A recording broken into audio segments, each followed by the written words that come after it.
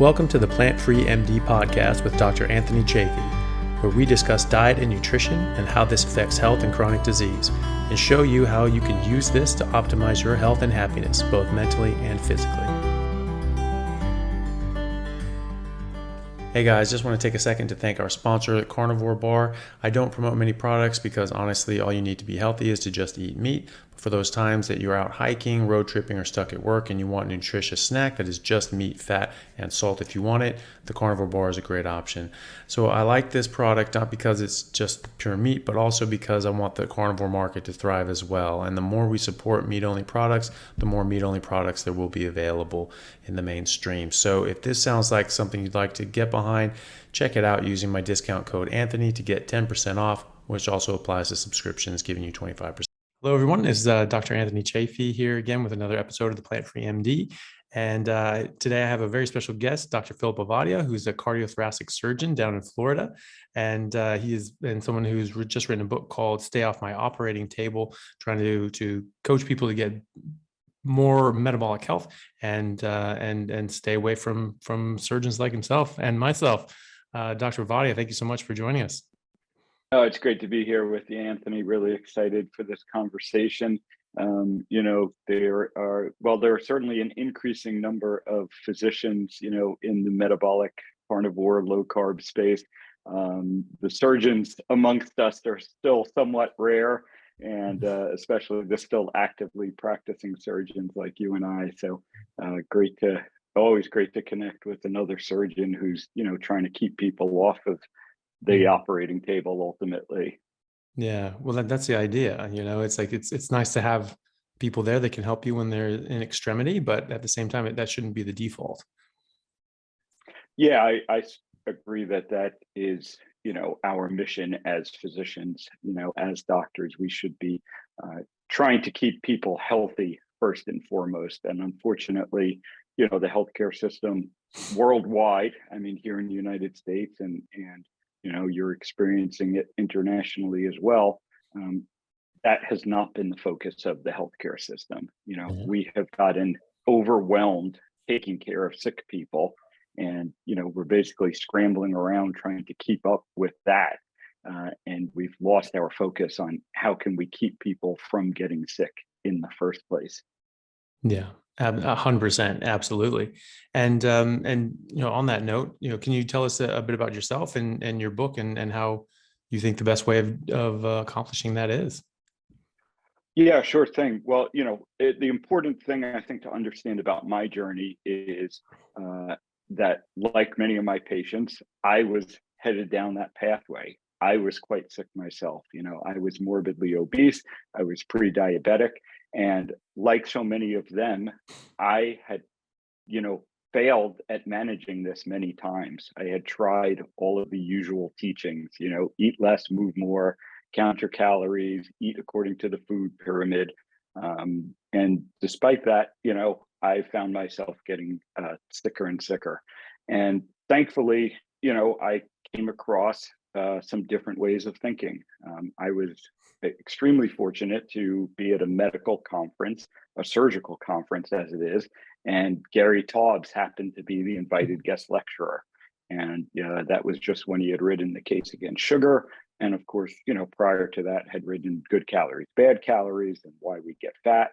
And Gary was really the first time I had heard these concepts of the type of food we eat being more important than the amount of food that we eat and the relationship between the two. So, I read Gary's books. I, started eliminating sugar, adopted a low carb diet and was able to lose, 100 pounds, keep it off. This is now 7 years ago. So I've been able to maintain that weight loss. Along the way, I learned about, what metabolic health is and how it is at the root cause of not only heart disease, the disease that I had, spent 15 years prior to this focusing my career on, that it turns out I didn't really understand, but most of the chronic diseases that we face in society today. And I, as I learned the importance, as I said, my role as a physician is to help patients, help people any way I can. And so that has, really compelled me to add an additional component of my physician life and to try and help people to remain healthy, try to keep them off my operating table. And so that's really the focus of the book. And I tried to write it in such a way that it's easily understandable, easily digestible. It's not one of these real heavily, cited, heavily scientific books, which doesn't mean that those principles aren't behind it. I certainly stand by everything that's in the book, but it tried to bring it to so people can understand what they need to do to remain healthy and to stay off the operating table. Yeah. And in other videos I've seen with you and your book, you talk about like the 7 principles of metabolic health. What are those? Yeah. So, again, to try and make it actionable, I talked about the principles that people need to be integrating into their life to help them achieve good metabolic health.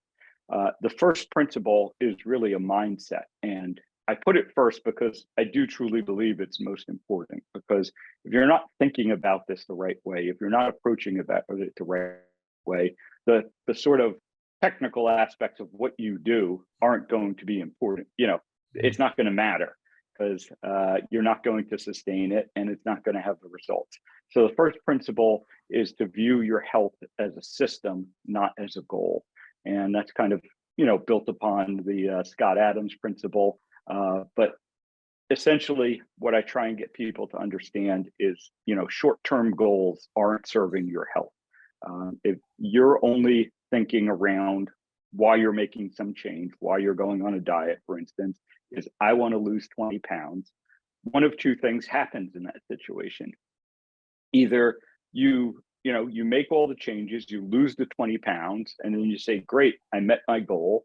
And the natural inclination is then to kind of go back to your old habits.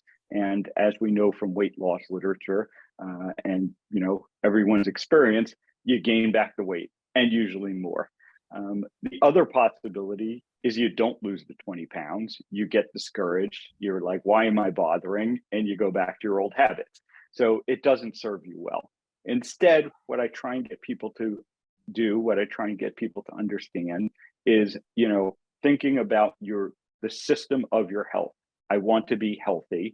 And so I'm going to find the habits that support that.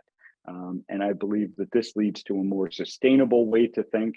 And it's also going to lead you to look at the problem in a slightly different way. And then we get into, what does it actually take to build metabolic health? And these are principles like eat real food, sleep enough, move more, manage your stress.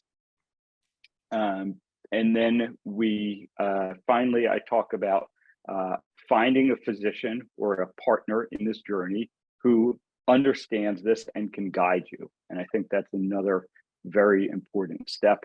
And the final principle that I talk about is, making these sustainable changes and making them one at a time so that you can properly assess kind of what's working and what's not working. Yeah. Well, I think that every single one of those makes perfect sense and is very, very good advice. I've seen people and spoken to people and tried to help people walk through every single one of those principles and trying to better themselves. One of them that is very difficult is exactly what you say, having a physician that is willing to work with them and help them through that process, whether or not they are bought into the idea or not. It's important for them to at least be on your side and at least say, okay, well, I don't know what you're doing, I don't agree with it, but I'm here to help you and support you, and we'll do your blood tests and we'll see what's going on with it. And people find those sometimes, but they also find the doctors that basically say, if you don't do what I tell you, you can't come see me anymore, which is pretty confronting for people. Yeah, and that's a challenge that I hear about often from patients. They reach out to me and they say, "How do I find a doctor who, understands this?" And much like you said, my response is your doctor doesn't need to understand it completely. They just need to be supportive of it. And hopefully, they're going to see the results you're getting, the changes that are occurring, and, see those as positives. Now we get into this situation all too often that people have a bunch of positive changes. They lose weight, they get off their diabetes meds, they get off their high blood pressure meds, they're feeling great. Yet, one particular blood metric, and for me, of course, LDL cholesterol is the one that comes up most commonly, may move in a direction that many physicians perceive to be harmful. And they will, because of that, they'll say, whatever you're doing, you got to stop. And, that is just it just amazes me that physicians can think like that. But I understand, the programming that has gone into physicians that LDL cholesterol sort of trumps all. And I'm sure we'll get into that at some point during this conversation. But ultimately, yeah, if your physician is not willing to at least work with you on this, that's a problem. I always say, physicians are there to help the patient, to serve the patient, to educate the patient. We are not here to tell patients what to do. I've been in the situation, I'm sure you've been in the situation where, we are seeing a patient and it is clear that they will benefit from surgery. Yet the patient doesn't want surgery for whatever reason. And it's not my role and it's not your role to, basically force that patient to have surgery, to browbeat them into having surgery. It's first of all, we should try and understand why they might not want the surgery and see if there is some education or something that can go into it to help them better understand the benefits of surgery. But ultimately, if they decide they don't want the surgery, my role now becomes, what else can we do to help you? And I would hope that most physicians take that approach, but sadly, I know that a lot of physicians don't take that approach, and their view of it is, I'm the doctor, you do what I say. And that is not being a good doctor in my book. And if you're a patient dealing with a doctor with that attitude, unfortunately, the answer becomes find another doctor. Yeah, I agree. And that was one of the refreshing things I saw in Dr. Ken Berry's book, Lies My Doctor Told Me. In a lot of those things, in each of the chapters, basically one of these things that were these misconceptions that have been passed around for decades. And he showed the evidence of why this is really not the case. And or at least very strong arguments why they aren't the case. And then, at the end of it, it's like, okay, so what do you do if you have a doctor who's really pushing for this? Well, you can approach it this way and you can talk to him that way. But at the end of the day, it's just like, if you get to this point, you just, kindly and politely walk out the door and never come back, and just, and that's something that people have to be able to do as well. It's, I guess it's a bit different in, public systems like here in Australia or in Europe or Canada. You have less choice on who you get to go to. You can just say you want someone else. Sometimes you get the choice, sometimes you don't. But certainly in places like America, like we work for them, and we can be fired just like any other employee, and should be if we're not doing our job to their satisfaction. And it is their health, it is their life, and if they're not happy with how we're helping them with that, then they should absolutely go somewhere else. And that should hopefully, give us a wake up call. If we're driving people away, then that should be a wake up call for us as well. Yeah, I think, the way that systemic changes happen are that, basically enough people become unhappy with the system. And, one of the themes I see sort of playing throughout society today, this isn't necessarily limited to medicine, is that just people are no longer willing to stand up for what's important to them. People may not even know what's important to them. And again, when it comes to your health, one of the first steps to success is acting in such a way that demonstrates that your health is important to you. And, for a lot of people, they are very passive about their health. They don't think about it. They don't act on it. They kind of take the attitude, my doctor is going to keep me healthy. The government guidelines are going to keep me healthy. But the evidence is all around us that isn't working. We just become more and more unhealthy. So health is not something you can outsource. Health is something that people need to actively be engaged in. And, of course, in a lot of ways, we're preaching to the choir here. Anyone who's listening to this podcast obviously has some sort of interest in their health, unless they just, think Anthony's a good-looking guy and like the sound of your voice. They came to this podcast for a reason, and that's because they care about their health. And that is the first step.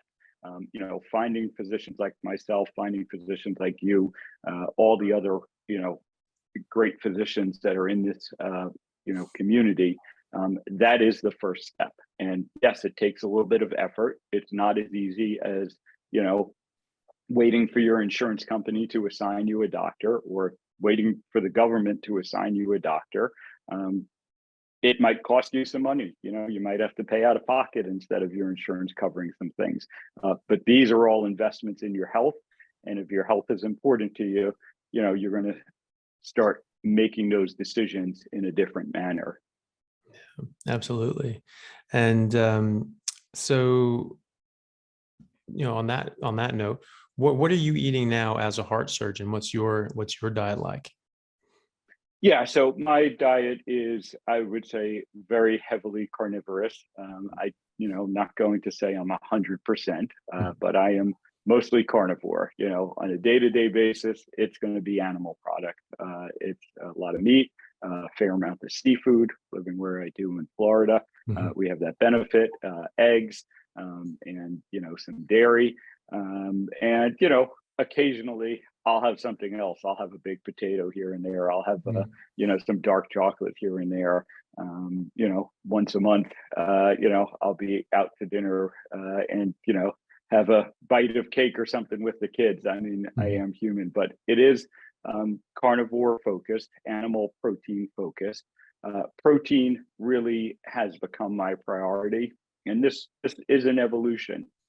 And I think this highlights the importance of individualizing our approach to nutrition with people, because what I needed to do to lose 100 pounds is different than what I need to do now to maintain it, and also what my current focus on continuing to build more muscle dictates that protein needs to be the priority. So the way I think about what I eat today is I want to get a certain amount of protein in throughout the day, and I kind of take what comes with it, and again that's primarily in the form of animal protein, which I do believe is the most beneficial thing. But in the book and when I'm working with patients, I am not dogmatic. I don't think carnivore is the only way to do this. I think it has some very unique advantages that I talk to people about. But ultimately, if they say, I don't want to do it that way, like we were talking about before, I'm not here to convince you, to make you do a carnivore diet, because of course that's never going to be successful. I'm here to work with you within the framework of metabolic health. And that's where I think the conversation needs to start. The first thing I do with my patients is help them to understand what metabolic health is, how we're assessing it. And, those are going to be the metrics that we're now going to judge. Is it working for you? Is it not working for you? And that's sort of the thinking that I put into, what I should be eating and what my patients should be eating. Yeah. And well, I 100% agree with that too. Carnivore is certainly not the only way to reverse a lot of these metabolic issues. I think that it is I think personally, I think that it's probably the best way. But if you want like full results, because you're just eliminating everything that can cause these problems. But there's it can be done in a graduated fashion as well. And when I talk to patients that are, sort of coming around to this, I just basically just try to make them not afraid of meat, not afraid of fat. And then just sort of talk about some of the bigger offenders like sugar, alcohol, carbohydrates in general, and nightshades. And then just try to sort of eliminate out like the outer circles of evil, and then sort of get them, closer into, the core. And I certainly don't begrudge my patients when they want to eat whatever they want. I really don't care. I just, I'm just trying to help them out, and I just try to sort of, display the best evidence I can for them, and then they get to make their own decisions. And I'm fully on board with that. And so I've even patients that they're just like, for religious reasons or cultural reasons, they're like, well, I can't eat meat, I can't eat beef. People from India, and having religious convictions in that way. I still work with these people and say, okay, well, let's cut out the carbs, let's cut out the nightshades, let's cut out the sugars. And can you eat eggs? You can eat egg. Great. Eat a lot of eggs. And just sort of work with them where they're at. Yeah, exactly. Yeah. It's obviously, the meat issue, the red meat issue, is a frequent topic of conversation with my patients, because they're coming from a history of heart disease, many of them, and they have heard their entire lives, red meat that's causing their heart disease. And there's a lot of undoing that needs to be worked on there. There's a lot of education around that. And it's exactly that. It's, this is what the data actually shows. And more important than that, it's, let's look at your results. You're here for the patients that I'm operating on. You're here on my operating table for a reason. What has led you there? Was it really, was it the red meat that you have been avoiding isn't what led you here, So let's look at, everything that's gone into it. And then as we, go through metabolic health changes, with my patients who are, in my private practice who haven't, ended up on my table yet, but, a lot of them have evidence of heart disease. Let's start making the changes. Let's start looking at these metrics of metabolic health. And if they're getting better, then what you're doing is working for you. And ultimately, you're right. More times than not, the answer is eat more protein, eat more animal protein. And then, and with that comes less processed food, less carbohydrates, less of the toxins that unfortunately are so prominent in our food these days. Yeah, absolutely. And then so the heart surgeon's not worried about saturated fat then? The heart surgeon is not worried about saturated fat, and no one else should be. We have to acknowledge that even the American Heart Association and the U.S. Dietary Guidelines have both said that saturated fat is not a nutrient of concern, and yet that message hasn't intentionally, I would say. But saturated fat is not the problem, and especially the saturated fat that naturally occurs in animal products is not the problem. But unfortunately, until we get past that problem, we have a major challenge, because all of the downstream thinking that has come from that problem, we then need to acknowledge is flawed. And again, the LDL cholesterol comes up all the time. And what I tell people is, it's not that LDL cholesterol is meaningless. It's just not the most meaningful metric. We should not be judging people's health based on one number on your blood panel. And honestly, I don't care what that number is. LDL is the most common one that we seem to get fixated on.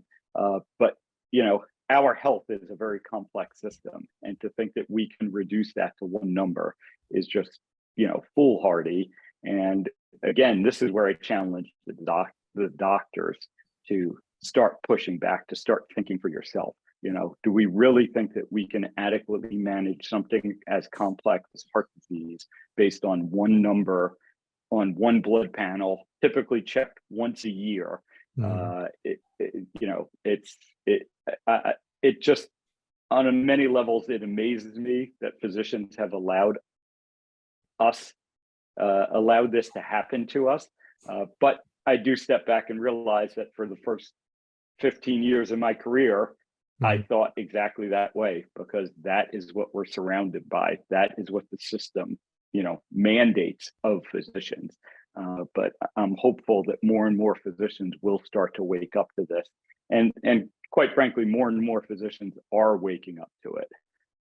Yeah, I think it's funny. All of us in America, doing pre-med, we all had to take organic chemistry. We all had to take biochemistry. We all know how just bloody complex the body is. And yet we think that just this one marker like that explains everything. Like, really? Is that really what you think? Did you think about it? And the HbA1c comes down, your high sensitivity CRPs come down, all these other markers, they all come into optimal levels. HDL goes up, triglycerides are going down, but your LDL is a little bit up. Stop it, just shut it down, and then, okay, go back to doing this other thing that made you obese, made you sick, made you diabetic, made your HbA1c went, well, but at least your cholesterol, your LDL cholesterol is okay. Yeah, but your triglycerides are worse and your HDL is down and everything else is awful. And it's not very insightful, is it? No, it really isn't. And it's not serving the patients well, and it's not serving us as physicians well, because, the insidious message behind that is, if we can truly reduce health to, this one number, then what do we need physicians for? So if we say heart disease is all about LDL cholesterol, well, then you don't need a physician to, read your blood, to look at that number on the blood panel. Yeah. We're really, again, as physicians, when we're just, kind of blindly following these guidelines, we're not even interpreting the blood work anymore. We're just, compare the blood work to the recommendations and, do what the algorithm tells us. Then we're not needed as physicians. And, that again is a very dangerous precedent that, quite frankly, we're already seeing, lead to some bad places for physicians. And unless we as physicians start pushing back against this, we are going to find ourselves in a bad place. But, again, specific to the LDL cholesterol issue, we really do need to look at, all of the flawed science, some of it fraudulent science that led us to this point. And we need to, talk about that and expose that. And then we need to look at the failures of this paradigm, and those failures are apparent every day.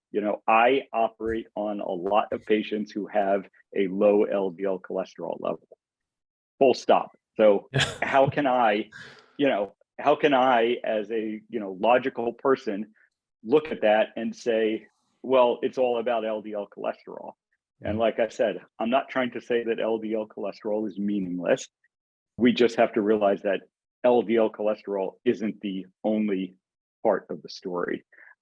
And unfortunately, we don't. And it's interesting, when I get on social media and I say something like that, I'll have a handful of physicians who, come back at me and say, well, no one thinks that it's only LDL.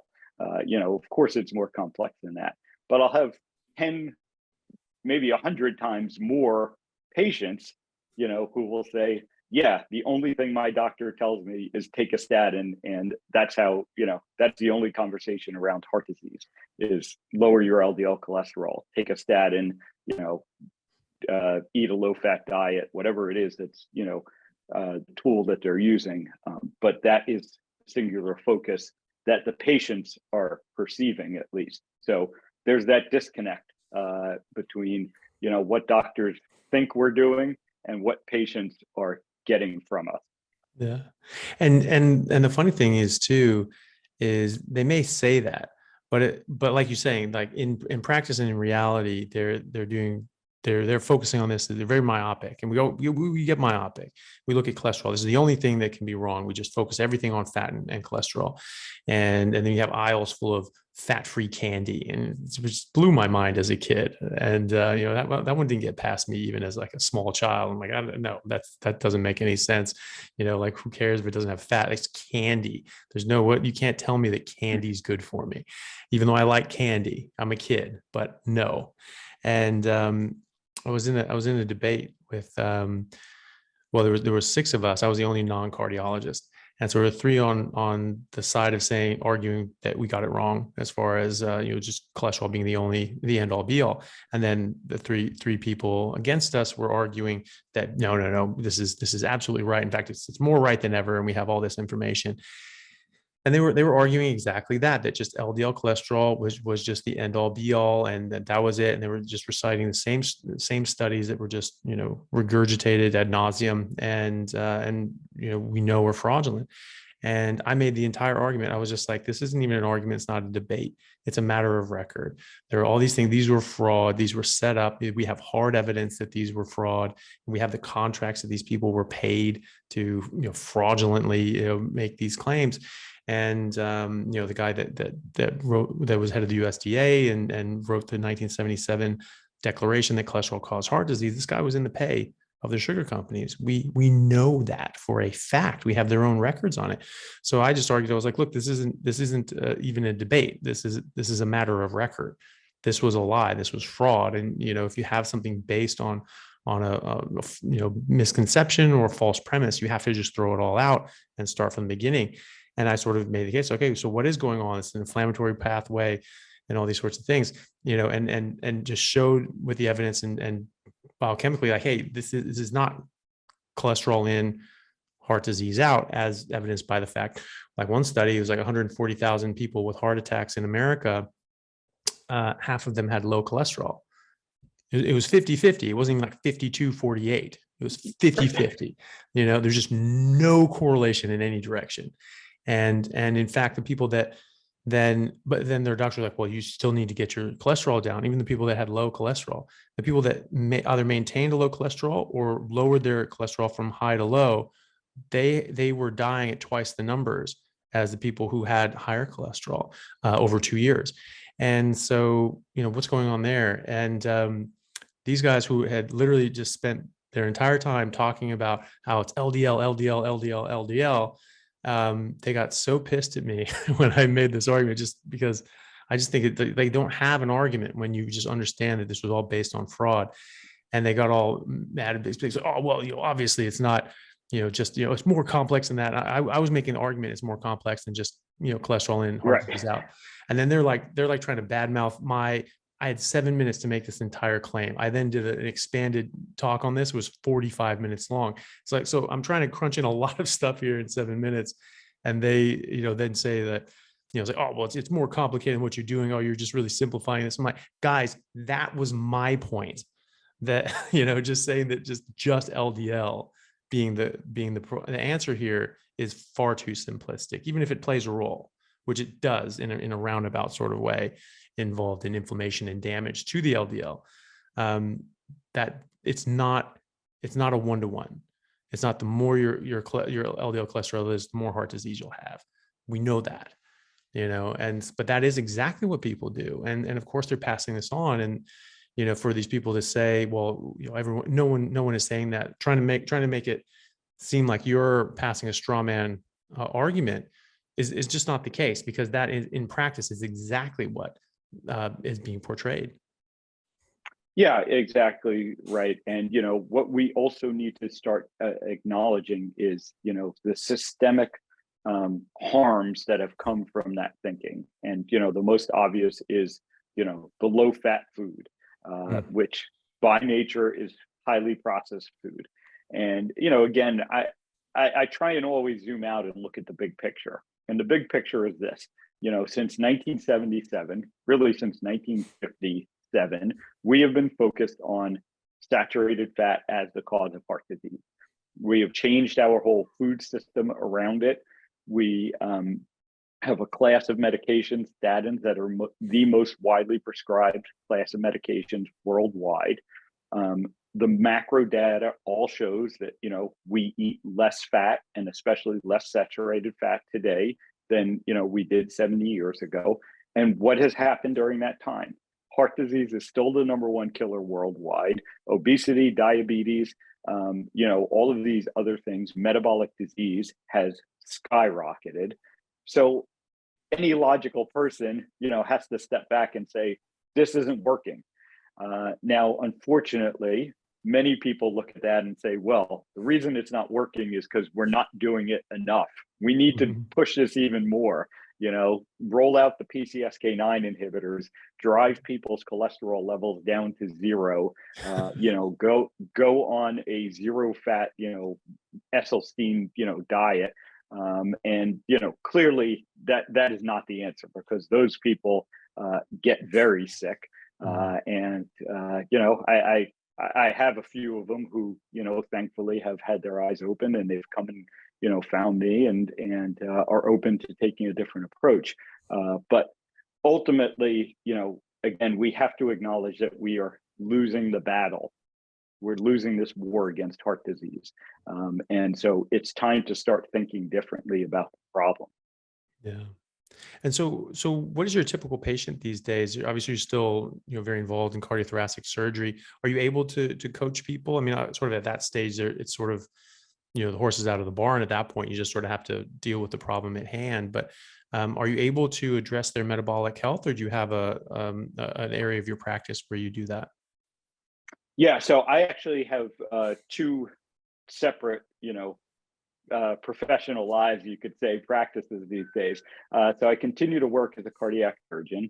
I actually do that as a locum surgeon. I travel all around and go to different places. Heart surgeons are actually in very short supply in the United States, which should be another scary realization to people, that if you end up needing the heart surgery, there's a chance these days that, the hospital you end up at doesn't have a surgeon to do that surgery. And that's a very real problem these days. So, and then I have a telemedicine practice online. It is a full medical practice, where I help people, to stay off my operating table. I help people to improve their metabolic health. And honestly, some of them are, some of these patients in the telemedicine practice have already been on the table. They already have heart disease, and they're trying to figure out how best to, keep that from being an ongoing problem in their lives, how to stop the damage from getting worse. But that is a full telemedicine practice. I provide full medical care to people through that. As an offshoot of that, I also have a coaching program that I am actually launching as we record this episode. I'm trying to find as many ways as possible to work with people. And of course, the book is out there, and, my own podcast, which, we'll put a little plug. You are the guest this upcoming week for. We had another great conversation. It's called the Stay Off My Operating Table podcast. So I have a lot of ways that I work with patients. But circling back to my heart surgery role, it's, I approach heart surgery a lot different today than I did, 10 years ago. Because I now realize that, the surgery is a Band-Aid. It fixes the acute problem. It deals with the acute problem, but it doesn't address the underlying cause of why that patient ended up on my operating table. So I have that conversation now with patients. I sit down with them and say, listen, we're going to do the operation, or, we did the operation, but we need to address why you ended up needing this operation. And let's talk about, what you're eating, your habits, all of those principles. Let's talk about what metabolic health is. I know this is not something you probably heard from your doctors before. I know that some of this advice is going to, you're going to get different advice from some of your other doctors. But again, look at the evidence. Because for many of these patients, they end up on my table. They've been taking the statin. They've been eating the low-fat diet, and they ended up on my table. And so I just, I say to them, and they understand this, When I talk to patients about metabolic health, I talk to them about processed food. They get it.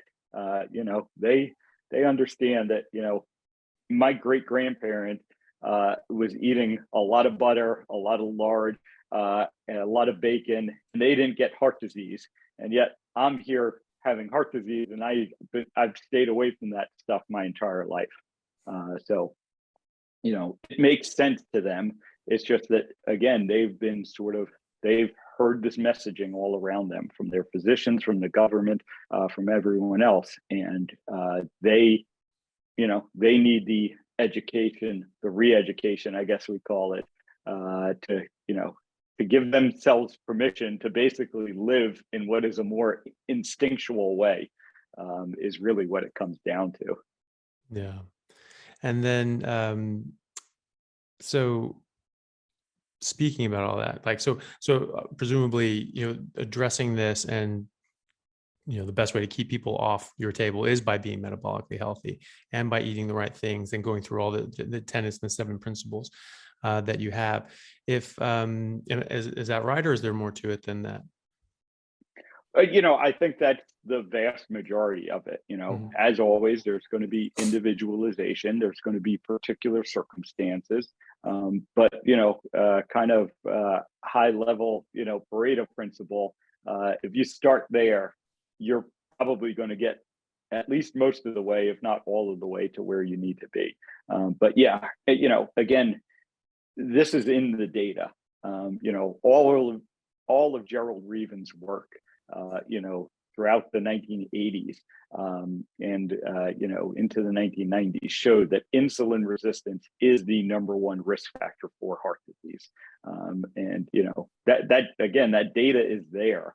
It's in the studies. If all of those people that you were debating, want to feel are so tied to the science, to the studies, well, then actually go and read the science, read the studies, and it's clear.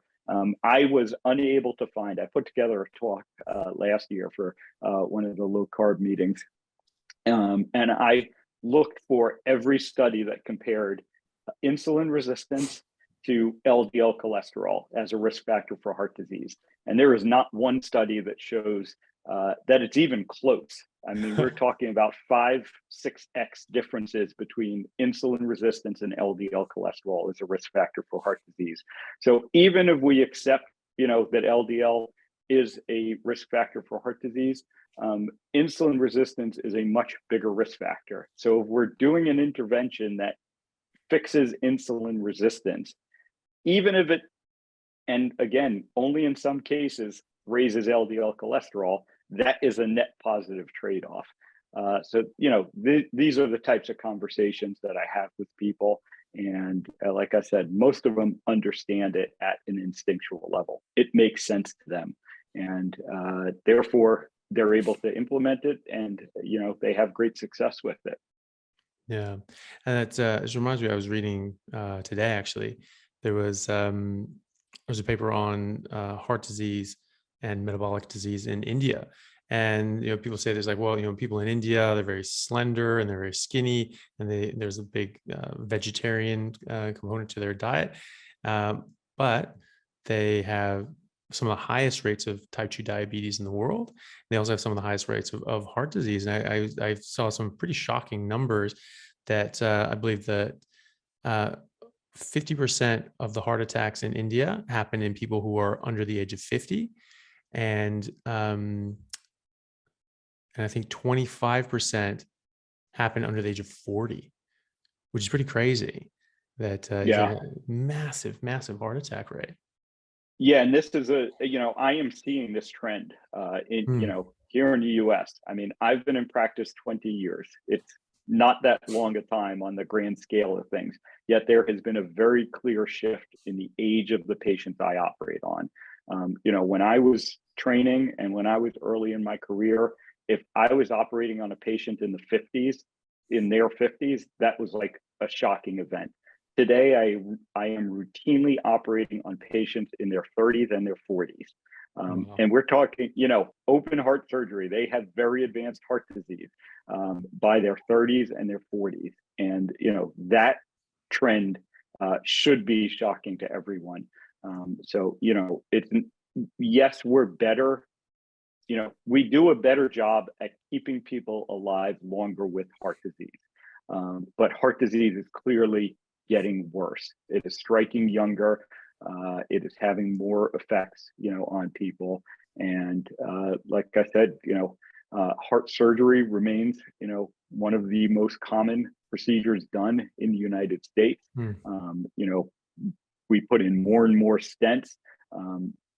We have people on more and more medications. We are doing more to treat heart disease, but we are losing the battle against preventing heart disease.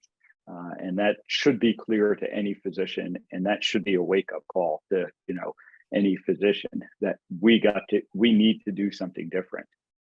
Yeah. Well, I mean, and clearly whatever we're doing, whatever the reason is, it's not what we're claiming it is. We can't be, because it's getting worse. And it doesn't matter what studies say what, and how smart, these people from anywhere are, it's not working. And, I always love the very common sense approach that Richard Feynman, the physicist, said, which was, it doesn't matter how brilliant your theory is, and it doesn't matter how smart you are. If it doesn't agree with experiment, it's wrong. And it's wrong. And, and that's something we really can't escape from. And I'm thankful that when I do point this out to doctors and just lay people, and just point out the numbers, like, hey, we're doing this and things are getting worse. What's going on here? They go like, damn it, that's right. And then you have a foot in the door, and you can sort of go from there. Speaking of Gary Taubes, someone who also wrote very, very interesting books was Nina Teicholz, and who's done a lot of great work. And I just had her on the show as well, actually. And I watched one thing that she was talking about on seed oils. She did a great talk on seed oils, and she showed there was a graph, and it was as the consumption of seed oils in America went up, the rates of heart disease went up, and it tracked perfectly. It was this perfect correlation. And at the same time, animal fats were going down, and saturated fat and animal fats were going down. And so how can we begin to say that saturated fat, animal fat, and cholesterol is the culprit when it's literally going in opposite directions? Yeah, again, just looking at macro trends like that, should lead you to this conclusion. So, then you start to ask, well, why, how did we head down the other pathway? How have we, I can understand, starting down the other pathway. We can go back to the 1950s and we can say, okay, we truly don't know what's causing heart disease. And, it was a possibility. You look under the microscope at the plaques in the arteries, you see cholesterol, you say, oh, it must be cholesterol. I don't fault people for starting to head down that pathway. But then you start to see all the evidence that spoke against that. And, and again, there was, into the 1970s, this sugar versus fat debate, essentially, around heart disease was very active, even into the early 1980s. And then all of a sudden, you just see this point where, the literature completely changes and it becomes all about cholesterol, all about fat. And of course, this was the same exact time that statin drugs were being developed, and, the US dietary guidelines came out. And then again, we've all seen the curves of what happened to obesity, what happened to hypertension, what happened to diabetes. It's a straight trajectory up from that point. There's a clear hinge point in those graphs that we have to point to. So, you look at that and you just have to say, what happened here? The results of the experiment are clearly failing. But, we're just, the system is always slow to change. And, I'm not going to sit around and wait for the system to change. You're not going to sit around and wait for the system to change. So what can we do? We can work with the individuals who want different, want better. And when enough of those people start speaking up, and when enough physicians like ourselves, keep speaking up, the system will respond ultimately. But we can't wait for that to happen. We have to do what we know is right for the patients, what is getting the patients good results. And I am seeing every day. I see people stabilize their heart disease. I see some reversal in some cases, again, very controversial, but I have patients whose coronary artery calcium scores have gone down 15, 20% year over year. So, I see the evidence that this is working, and therefore, I'm obligated as a physician to keep doing what I know to be working. Yeah. Well, and that's the thing, you're doing the experiment and it's working. And so so it is right. And you have to trust that. I mean, you do have to trust your own eyes. So that's, well, certainly, atherosclerosis would be preventable in the sense that you don't do the things that were going to cause the development of atherosclerosis.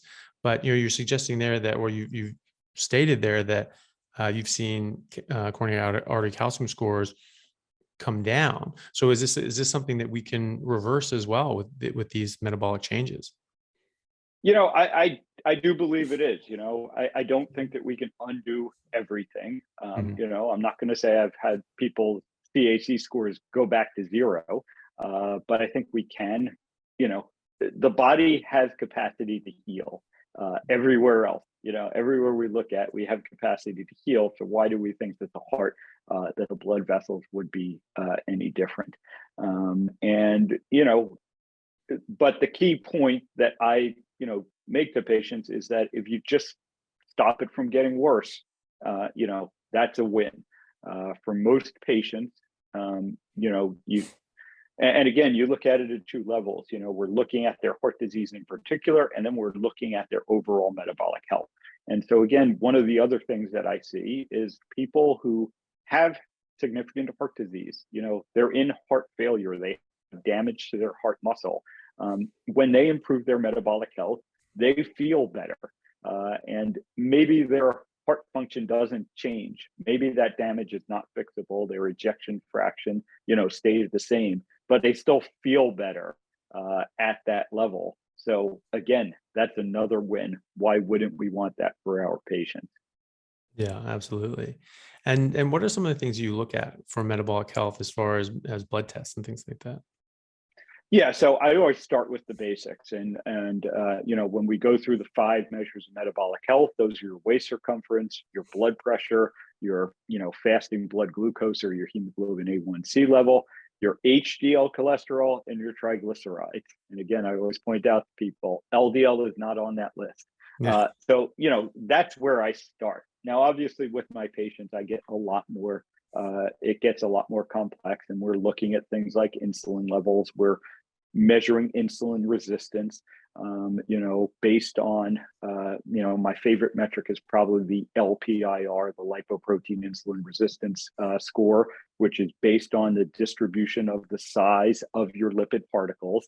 Because again, it's not that lipids aren't important, it's that LDL doesn't tell us what we need to know about the lipids. We need to know whether these lipid particles are damaged, whether they're atherogenic, and that's where you get into particle sizes, advanced lipid panels that I think are very important.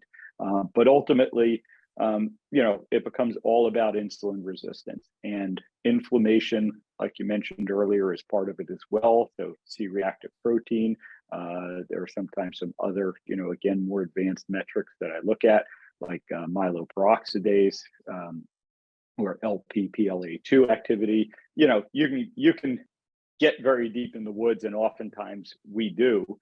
But for people at home, the message is start with the basics.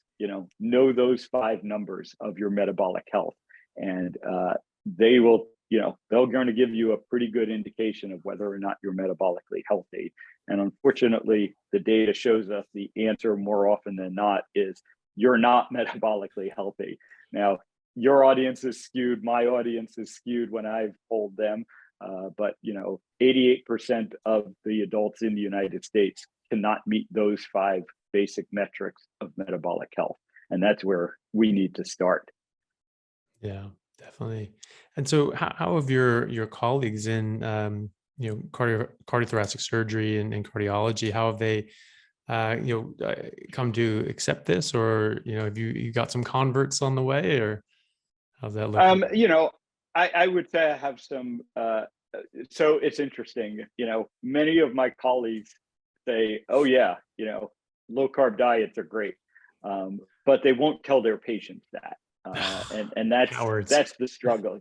I see more and more physicians who just they do it for themselves, they know it for themselves, but they just you know can't get past that. The influence of the system, that they perceive won't allow them to kind of talk to their patients about that. So, that's a lot of the education that I end up doing with my colleagues is this is supported by the data. This is, within the community standards. We can be telling our patients about this. But yeah, that is a very uphill battle. And, it just, like I said, I think the best approach to this problem is working with the patients who, want and need this education. And it's going to be a ground up movement. But I'm always encouraged, going to the low carb medical meetings. We see more and more physicians there, more and more specialties of physicians there.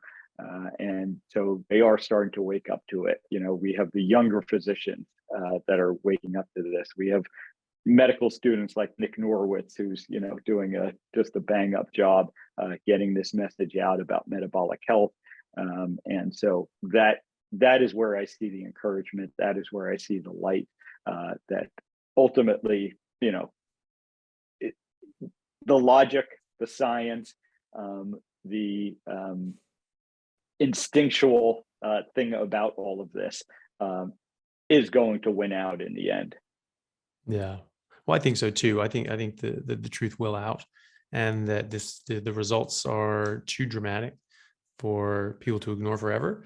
And as we're sort of hitting a critical mass now, where a lot of people have to pay attention and take notice, and so we're starting to get on bigger platforms and at least get the different larger authorities, if you will, in diet and nutrition, at least coming out and speaking out against a carnivore diet or a high fat animal based diet, because it's big enough that they have to start talking about it. Whereas before, if they just ignore it, that means it's not even on the radar. Well, now it's grown enough that people have to take notice and at least try to detract it from it. And I think that's a very positive sign.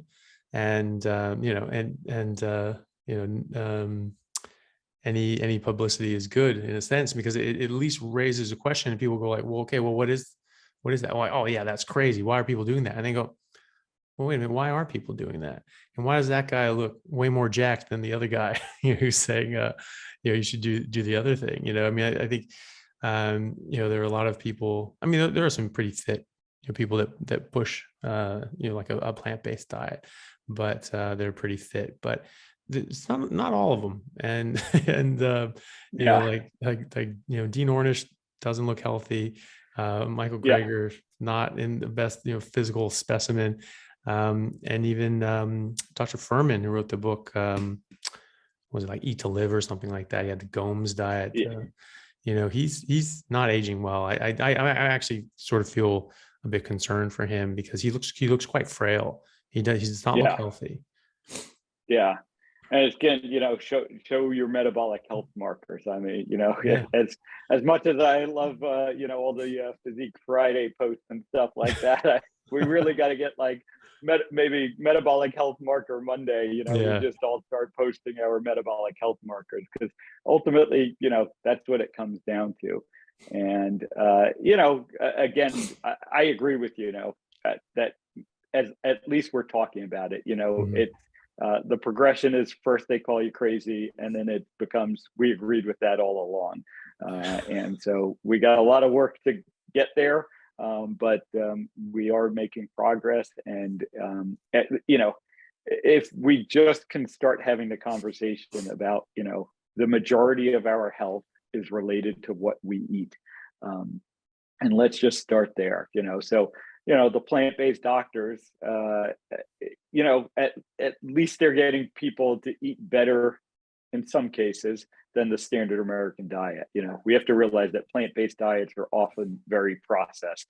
And, so that's not going to be any better. But if you're truly doing a whole food plant-based diet and you're, eating whole real food, okay, that's going to be better. And you and I have seen it many times because, there are all these people that I've now spoken to, and there are these patients in my practice who, say exactly that. I got off the standard American diet. I started doing the whole food plant-based diet. I felt great for a while. My health got better for a while, and then it stopped. And then it started getting worse again. And, many of them have switched, that 180 switch to carnivore from a, whole food plant-based diet. And now they're like, and now it's many years later and they truly are thriving. And so those are probably some of the best arguments for it ultimately. But again, at least acknowledging that what you eat is the primary determinant of your health. If we can just get that conversation in the healthcare system, truly not, just lip service, but in the healthcare system, that we're going to talk about what you eat before we write that script. That's going to get us a long ways. Yeah, well, I think so. I think that's so important, and that would just be amazing. Like I think if I had an influence in getting us there, and we actually got there, I would consider that I'd be very satisfied with that. I'd be thrilled with that. I don't know if it's going to happen. I hope it happens, and that's definitely what I would like to have happen. And I think it really needs to, because what we're doing isn't getting us there. We're coming up with very, very, very interesting, novel, and intelligent innovations on how to, like you say, maintain a state of disease for longer and perpetuate that for longer. But it is still maintaining and perpetuating a state of disease, as opposed to getting out of a state of disease, which I think that is what we're supposed to be doing as doctors, and what we could be doing as well.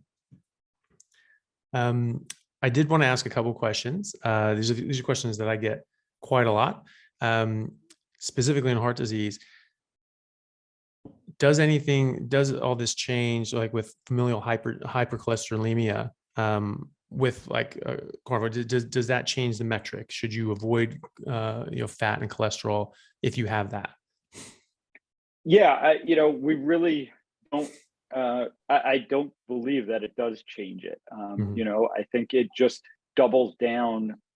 It kind of, leads us to, okay, we need to be more careful about the inflammation. We need to be more careful about the metabolic health. But again, when you look at the FH data, Malcolm Kendrick has gone through this in detail. David Diamond has gone through it in detail. When you look at the FH data, one of the interesting data points is that there's no difference in mean cholesterol levels between FH patients that have heart attacks and don't have heart attacks. So again, it's FH seems to be more about the inflammation, they're more prone to blood clotting, to thrombus formation, and it's probably not about the cholesterol, even though that's obviously the focus of FH. So I don't believe it really changes what you should be doing if you have FH. I think it really should be prompting you to be even more focused on your metabolic health. Yeah. And I think that makes perfect sense. We're still humans, and there's still going to be an optimal way of eating.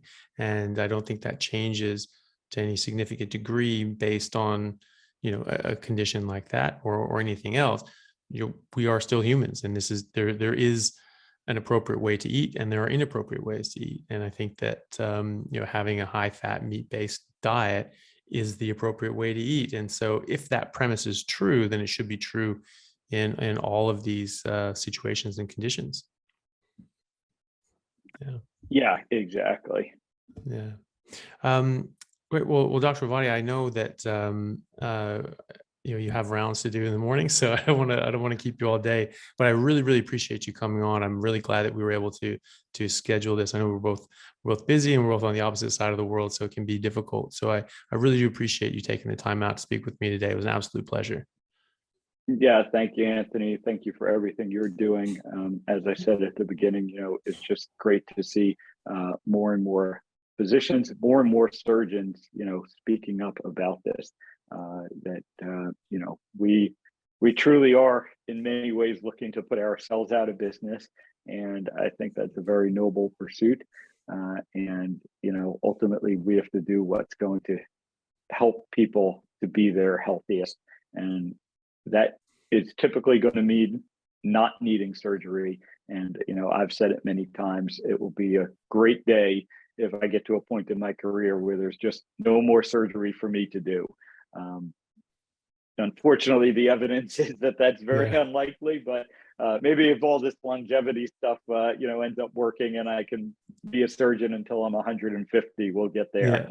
Yeah. Well, it's something to shoot for anyway. Yeah. How do we get a hold of you, and where can people find you and follow your work?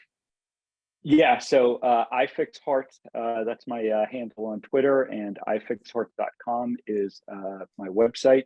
You can go there, you can find out about the programs, the group coaching program, which I'm launching.